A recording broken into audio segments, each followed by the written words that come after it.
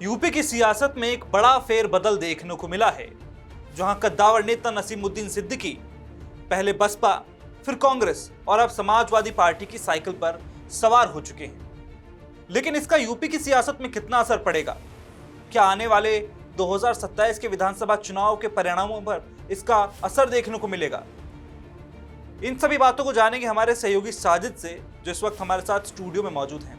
साजिद, सबसे पहले तो ये जो पूरा घटनाक्रम हुआ है, इसके बारे में आपसे कमेंट चाहूंगा कि आप इसको कैसे देखते हैं। देखिए, है क्या, जो सूबा है इस वक्त एकदम चुनावी मोड में है जी। यहाँ वो है कि जिसकी तैयारी में जो धार दिखेगी, वो तैयारियों का मामला जो है आगे 2027 तक जाएगा और उसमें जो चेहरे दिखेंगे उनका एक बहुत बड़ा रोल होने वाला है। अब नसीमुद्दीन सिद्दीकी 1500 से ज़्यादा लोगों के साथ समाजवादी पार्टी में शामिल होने का संदेश आप समझ रहे हैं जी। कि बाकी तमाम दलों के लिए सीधा एक वो गया।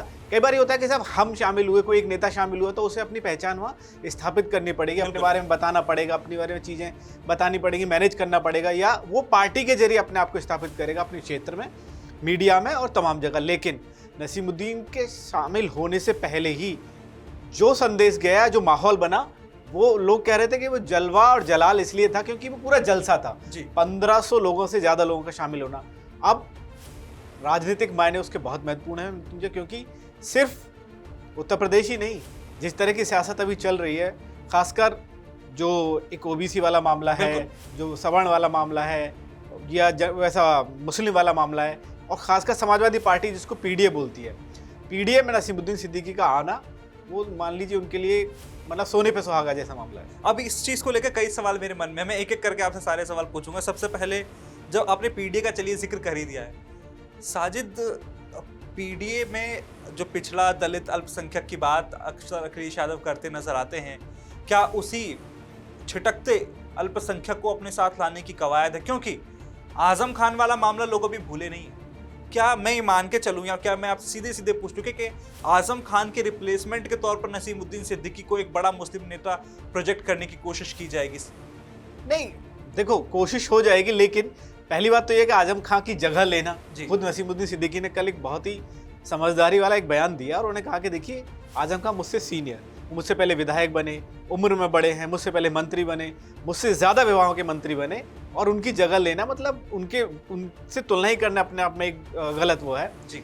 हाँ, समाजवादी पार्टी के लिए फ़ायदा ये हो गया कि आजम खान का ना होना और एक और मुस्लिम नेता का आ जाना, यानी दो बैलेंस, और बल्कि उसमें बढ़ोतरी है ना, वो मुनाफे वाली चीज़ है।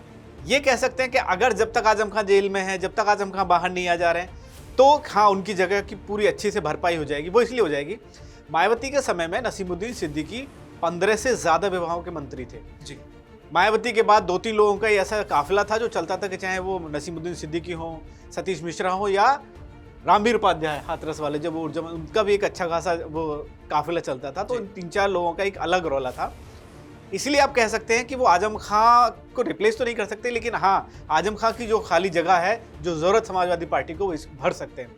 2 वजह से, मुस्लिम होने के नाते, कद्दावर मुस्लिम नेता होने के नाते, पश्चिमी यूपी और तमाम जो भी मुस्लिम जिले हैं, वहाँ नसीमुद्दीन का प्रभाव उस वक्त था, आज भी है, और मुझे लग रहा है अभी आगे भी रहेगा।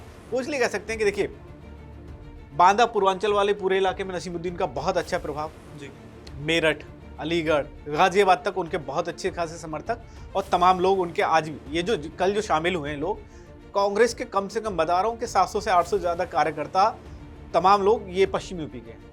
तो उनको सिर्फ कोई ये भी नहीं कह सकता कि साहब वो सिर्फ जो है पूर्वांचल या बांदा, बुंदेलखंड, पूर्वांचल नहीं, बुंदेलखंड वाले इलाके के मामले के हैं।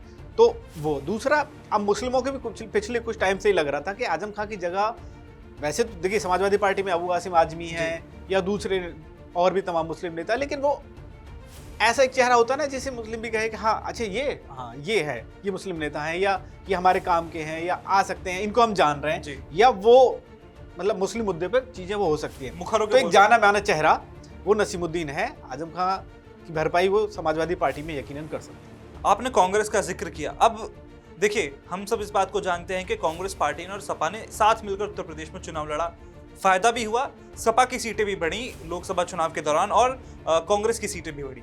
लेकिन नसीमुद्दीन सिद्दीकी का कांग्रेस छोड़कर समाजवादी पार्टी में आ जाना क्या खटास पैदा कर देगा रिश्तों में? क्योंकि देखिए, हमने कई बार देखा है, उत्तर प्रदेश की बात मैं नहीं कर रहा हूं, बल्कि जब मध्य प्रदेश में चुनाव हुए या कहीं और चुनाव हुए, तो अक्सर जो ब्लेम गेम खेला गया ना एक दूसरे के ऊपर, वो खेला गया। हमने देखा कि किस तरीके से कांग्रेस के बड़े बड़े नेताओं ने मध्य प्रदेश में इस बात का जिक्र किया कि समाजवादी पार्टी की वजह से हमारे, या हरियाणा में हमने चुनावों के नतीजों में देखा तो उन्होंने कहा कि ठीक से हमारा समर्थन नहीं किया गया, इसलिए हम चुनाव हारे, या वोट बटा, जो भी बहुत सारी बातें कही गई।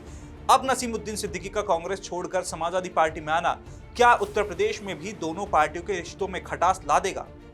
देखिए, खैर कहना जल्दबाजी होगा, लेकिन ये कहा जा सकता है कि इस बात का माहौल बनना शुरू हो जाएगा जी। पिछले कुछ दिन में आपने दो चीज नोटिस की होंगी। कई बार इमरान मसूद के जरिए वो बात आ जाती है, अकेले लड़ेंगे, ज्यादा सीट लेंगे, और मुस्लिम मुद्दों पे थोड़ा सा मुखर हो जाना। जी। इमरान मसूद आशू मलिक वाला मुद्दा भी आपने देखा होगा लगातार चलता रहता है, तो वो कहीं ना कहीं थोड़ा सा एक मामला कई बार वो होता है कि जहां दोनों में टकराव की स्थिति दिखती है। ये नियुक्ति, मैं एक बात और बता रहा हूँ आपको, अंदरूनी बात अपने दर्शकों को भी, कि बहुत टाइम से लगातार ये प्रयास हो रहे थे कि नसीमुद्दीन समाजवादी पार्टी में आए, लेकिन अखिलेश यादव की तरफ से इसीलिए इनको बार बार रोका जा रहा था कि यार हमारे रिश्ते खराब हो जाएंगे, हमारी बातचीत आगे हो रही है। लेकिन कई बार कई मुद्दों पर जब कांग्रेस पार्टी ने अपना अलग रुख दिखाया, अभी पंचायत चुनाव से पहले उन्होंने, अभी समाजवादी पार्टी के किसी भी नेता की तरफ से ये बयान नहीं आए कि हम अकेले लड़ेंगे, लेकिन अजय राय हो, इमरान मसूद हो, या कोई और दो तीन नेताओं को मैं सुनता हूं, लगातार वो पंचायत चुनाव, अभी पंचायत चुनाव का कुछ नहीं हुआ, मैंने ऐसा देखा कि उन्होंने शुरू कर दिया कि हम अकेले लड़ेंगे। डोमिनेटिंग स्टेट में है यहाँ पर। हाँ, उनके पास लोकसभा में ज्यादा सीटें हैं, बिल्कुल नहीं मानेगी वो आपकी बात, वो आपकी बात क्यों मानेंगे समाजवादी पार्टी? वो 80-20 वाला फॉर्मूला पता नहीं कैसी लेकिन जब कई बार ये चीजें, माहौल बन गया, सब चीजें हो गई, और समाजवादी पार्टी को भी लगने लगा कि ठीक है भाई, अब चुनाव आ रहा है, कांग्रेस में भी वो एकदम एक्टिव मोड दिख नहीं रहा है, ऐसी वाली कोई जुम्बिश या हरकत नहीं है जी, अब कारवां तो बढ़ाया जाएगा। और एक बात यह है कि सिर्फ अब अभी नसीमुद्दीन सिद्दीकी हैं, ये रास्ता खुल गया, ये समाजवादी पार्टी का दरवाजा खुला है और दूसरे नेताओं के लिए रास्ता खुल गया। अब देखिएगा, एक के बाद एक आध दो चार चेहरे और आपको समाजवादी पार्टी में दिखेंगे, तो कांग्रेस के लिए कठिन समय है थोड़ा सा भी।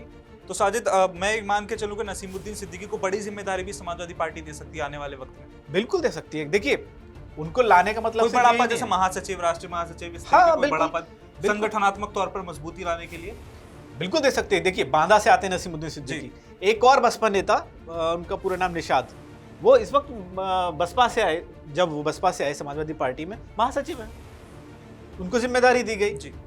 कुशवाहा, वो सांसद हैं। अब सिद्दीकी हो गए, निशाद हो गए, कुशवाहा हो गए, ये भी तिकड़ी हुआ करती थी एक टाइम पे बसपा में।